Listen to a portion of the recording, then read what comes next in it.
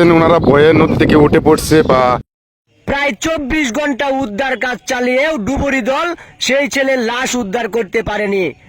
আর তারপর আজানের সাহায্যে সেই লাশ ভেসে উঠল পানির উপরে। বড় ভাই আজান দিচ্ছে এখন।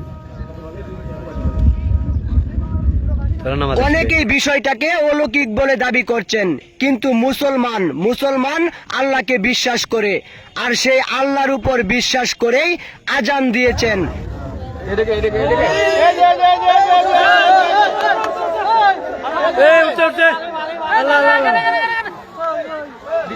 আল্লাহ আল্লাহ আল্লাহ আল্লাহ আল্লাহ আজান দিতে বাবা দেখো না ছেলেটাকে উদ্ধার বললেও ভুল হবে। ডুবুরি দল যেখানে পারল না, সেখানে আজানের সাহায্যে কিভাবে ভেসে উঠে সেই লাশ।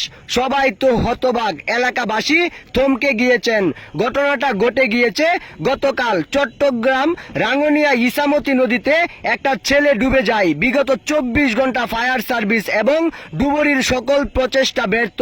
তারপর আজান দেওয়ার সিদ্ধান্ত নেয় এলাকাবাসী, আর সাথে সাথেই সেই ছেলের লাশ ভেসে উঠে পানির উপরে। সবাই তো হতবাক, ডুবুরি দল নিজেও হতবাক হয়েছেন।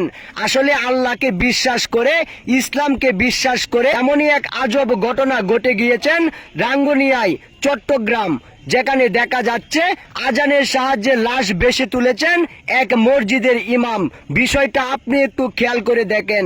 ইসলামের প্রতি ভালোবাসা এবং ইসলাম যেখানে আল্লাহকে বিশ্বাস করে, ইসলামের যে মানুষগুলা মুসলমান, সেই মুসলমানের কি একটা কারিশমা।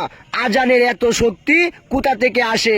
যেখানে ইহুদি কিংবা খ্রিস্টান যারা আল্লাহকে বিশ্বাস করে না, আল্লাহকে নিয়ে গালাগালি করে, নবীকে তুয়াক্কা করে না, এই নবী রাসূলের নামে আজান দেওয়াতেই ভেসে উঠল লাশ। বিষয়টা আপনার কাছে কেমন লাগে? আর এখন শুনবো ফায়ার সার্ভিস কিংবা ডুবুরি দলের ভাষ্য। তাহলে আমি কি বলবো? এটার কি আর কোনো প্রসেসিং নাই? তারা কেন পারলেন না? আসলে আল্লাহর উপর কেউই নেই, আল্লাহকে বিশ্বাস করতে হবে। আল্লাহকে বিশ্বাস করলে সবকিছুই সম্ভব। আপনি ধৈর্য ধারণ করে আল্লাহর নামে কোনো কিছু করলে সেখানে সফলতা পাবেন। আর সেটা বিশ্বাস করে মসজিদের ইমামের বেতন কিংবা অন্য কিছুতে তাদেরকে আমরা ছাড় দেই না, কিন্তু সেই মসজিদের ইমামের আজানেই বেশি উঠল ছেলের লাশ। মা বাবা খুশি ছেলের লাশ পেয়ে। যেখানে 24 ঘন্টা উদ্ধার কাজ চালিয়েও ছেলের লাশ উদ্ধার করতে পারেনি, তখন বাবা মা হয়তোবা আশা ছেড়ে দিয়েছিলেন, কিন্তু সামান্য এই আজানের খাতিরেই ছেলের লাশ ভেসে উঠলেন।